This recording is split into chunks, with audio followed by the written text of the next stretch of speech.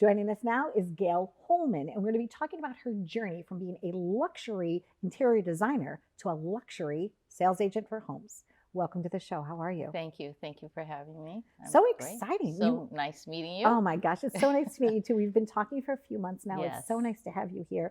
So you started out in Beverly Hills dealing with all these luxury brands. I did. And now you brought that luxury attitude to the real estate market. Absolutely. Okay. Absolutely. So walk us through that journey for you. So I was born in New York, grew up in California. So I did have a showroom in Beverly Hills on Melrose Avenue. And at some point in my life, I decided I needed to come back to New York. My mother lived here and some other siblings. So I took the journey. I was actually a little burnt out from interior design. Okay. It's lovely, but it's enough swatches. Enough, right? Right, enough of the swatches, right? Or husband and wives and their decor.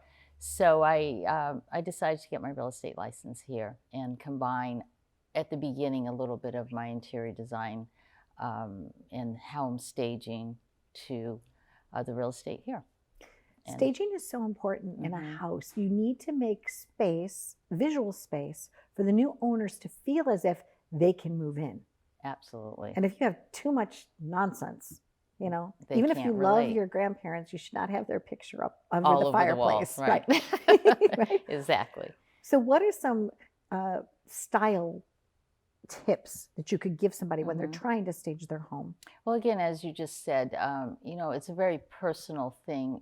Most people, even when they're selling their home, because they've loved their home and they've lived in it and they think their home is beautiful. And it's not always that way. So it's a little delicate line that you have to speak to your client. But my job is I'm hired to sell their house. So I have to give them advice about decluttering, depersonalizing it. So one of my strategies always is the clients that I'm bringing in, I will sit in the living room and we'll talk. I'll say, hey, let's have a seat and we'll talk. So it has to be kind of a clean slate. Otherwise, they're looking at grandma's pictures. They're looking at the trophies. I don't know, whatever they're looking at. The purple wall. Clitter clatter. Exactly. Right. But when we stage and we clear it where anyone can feel themselves living there, sitting there, it really makes a big difference in selling a home. And that's why it's become so popular now. I also think if you're having to do this by yourself and you're not able, to work with someone like yourself, Gail, is that you could go into like a furniture showroom.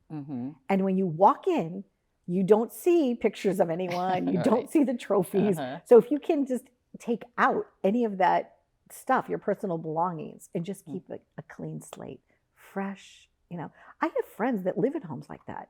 They don't have magnets of their kids on the fridge. They have nothing. You walk in and it's like, oh, you just picked this out of the catalog, Right. So it is, but most people, especially living in Long Island, most of my business is on the North Shore, so large homes. They have a collection of 40 years of their kids and their travels, their international travels. And it's lovely to live with, but it's, there's a way to live in a home, and there's a way to sell a home. And that's really the bottom line to that. And what about the smells of a home? Oh, how do you have those conversations when maybe a client wears too much perfume and it's emanating, throughout the rafters of the home? Right. That could be difficult too, or if they have animals. Because again, it's a touchy situation because everyone feels their home is lovely.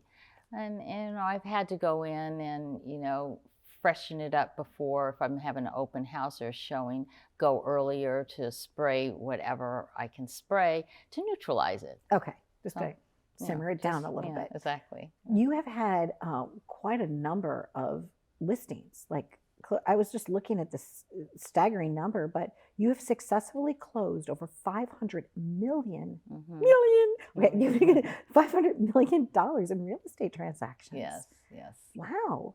So did you at one time just start adding it up and you realized that, hey, I'm pretty good at what I'm doing and it's rocking and rolling here? I didn't really add it up. Oh, but, you had someone else because do it. I'm Okay. exactly. No, I'm really focused on what's in front of me, so I don't really add it up. Person. The next. However, we have within the company and with the real estate in New York, we have certain. There's one called the Real Deal Wall Street Journal, who really adds up what you've done, Okay. and then you're, But acknowledged for that. congratulations. Thank you, thank you. And I know for a fact that in the times that we've talked on the phone, it's not about the money, it's about the process for you. It really is. It really, and that's why I don't add it up. Okay. Because it's really, I love what I do. I love my clients. And I'm really happy to either help them sell their house so they can move on to the next chapter or stage in their life, or young couples that are just starting off and finding them the right home for them. So, and those young couples sometimes too, depending on what their mindset is, it could be their forever home. Have you ever met a young couple that doesn't want that starter house? They don't want to just keep flipping it. They just want to plant the roots. And it's interesting coming from California and New York.